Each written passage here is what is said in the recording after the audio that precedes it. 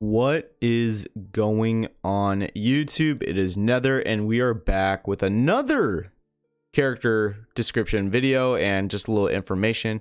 Next up right now we have Regulus, a DPS support mental dealing monster. You might think otherwise, but she is a monster. So let's go ahead and go over her attacks first. So for Sleepless Rave, it is a mass attack dealing 300% of mental damage to all enemies, inflicts riot and roll status on all allies for 1 turn. Now, the riot and roll ability is going to allow all your allies to dodge any non-ultimate attacks, dispel the effect after the caster takes action. So, obviously, how this reads is that, let's say so ideally you want this to be the last attack in your chain. So you want all your other damage dealing attacks to go through and healing, because this needs to be last so that your whole team has dodge for 1 turn against all non-ultimate attacks. So that's very, very strong. Next up is her Treat for the Ears. It is a single target attack that does mental damage. It's literally what it is. It scales from 200% to 500%. Pretty decent attack, but that's pretty much it. So next up is her Challenge for the Ears. It is a dual attack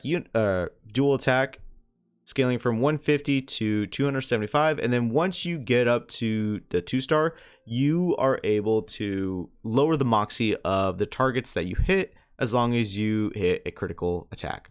So you might be thinking, okay, so she provides dodge. Why is she so good? Well, her little passive here is Restless Heart.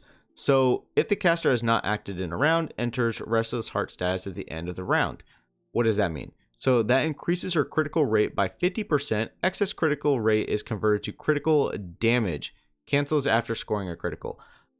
That is a little bit of a downside because her critical damage is very, very strong. It's not here, it is here, because as long as you hit criticals, you're able to lower the moxie of the enemies. So while it does say support, she's somewhat of a control unit in that let's say you are going up against future bosses that we're going to be having in the near future with future updates.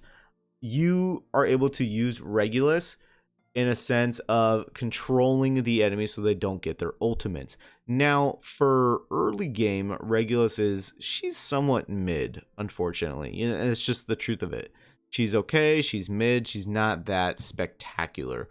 However, once we get further in the game and more updates come along, this Restless Heart, as well as the fact of, enabling your teammates to dodge all non-ultimates, and then, having a control aspect of lowering the moxie for hitting criticals is freaking amazing. I also forgot to say that in Insight 2, her critical damage is increased by 15% when she enters battle.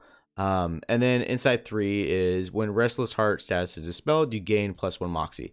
That's nice and everything, but I would say the bigger thing is to just get your characters to Insight 2, because majority of the time their best Insight 3s are nice, but like for example, like Regulus here, her Insight 3 is terrible.